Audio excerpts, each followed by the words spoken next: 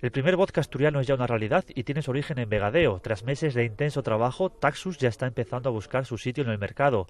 Desde que hace 2 semanas su propietario Tino Pose comenzara la distribución, se han puesto en el mercado 1.300 de las 2.000 botellas de las que consta esta primera producción de un vodka elaborado a base de agua de manantial de Tarramundi y de trigo de los Oscos. Es un producto con una suavidad, con una dulzura y con un trago muy bueno, a diferencia de otros vodkas.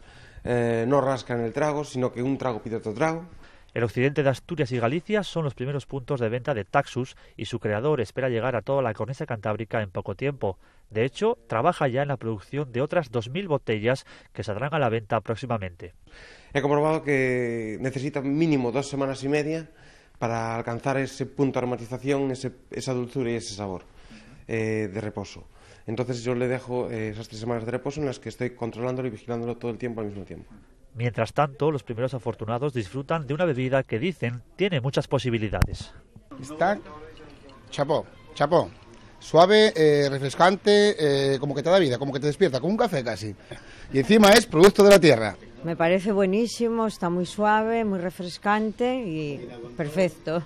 Así es Taxus, el primer vodka 100% asturiano que llega desde el occidente para endulzar los paladares más exigentes.